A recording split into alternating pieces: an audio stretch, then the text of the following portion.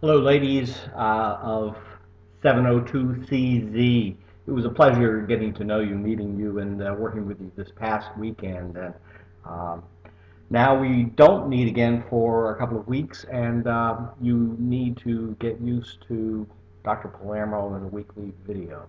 This week from the kitchen of my home office. So, what's up for this week? I should switch over to your view, see what you're seeing. Go to week 2.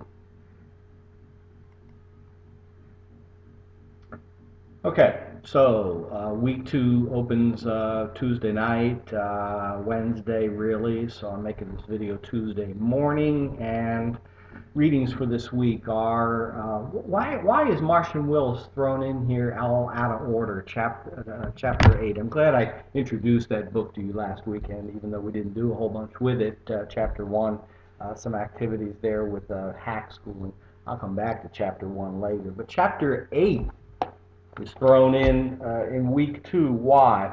It's a really important chapter that really is a watershed overview, big picture, 3,000 feet, curriculum evaluation and student assessment. You're going to be getting into a lot of the program evaluation stuff kicking off, so maybe that's why it works here.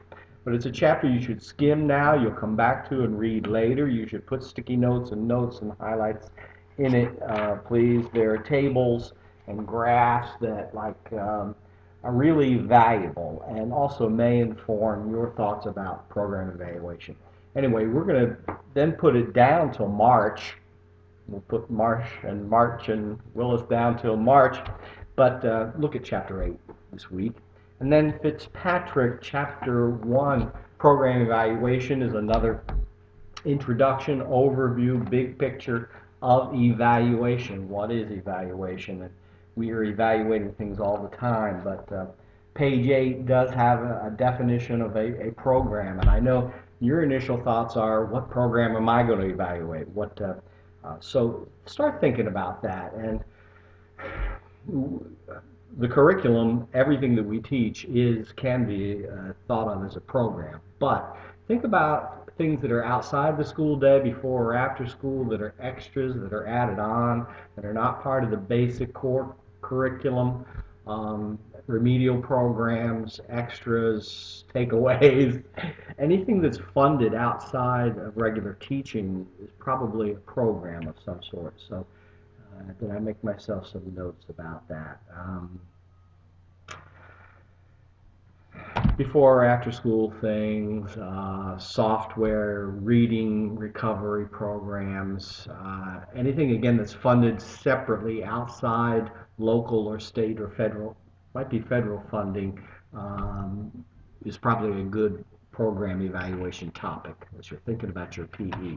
And that's what you're also supposed to do, is start thinking and writing about the program evaluation, your initial thoughts, and post something about that. Well, again, well, what did I write here? Read, reflect, write. You are drafting your PEA. Same thing with the FCEPB. Reread your A and go back and make notes. Some of you said you may need to switch topics. This is the part where you start collecting your data and writing your FCEP. So get it into the action plan process, and what are your initial thoughts there?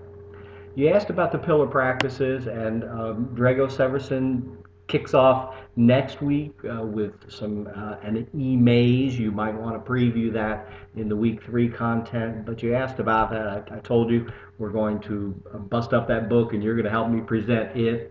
Here's the schedule that I've developed based on the readings that are assigned in the weekly content and our meetings. I'll kick it off and say something about chapter 1 on February 5th. Then the end of February, someone will present the constructive developmental theory. So that's a big theory chapter on February 27th. 2 presentations of 2 pillars on March 5th, March 19th, and April 9th, pillars 3 and 4. and I'll wrap it up at the end of April. So you want to log into the forum and sign up, first come, first serve on picking a chapter. Those are the must-dos for this week. I understand that that's what you like, is to know exactly what you need to do this week and get it done. Look ahead and preview the EMAs in week 3 if you want to know where we're going with Drago Severson. Thanks. Have a great week. Talk to you soon.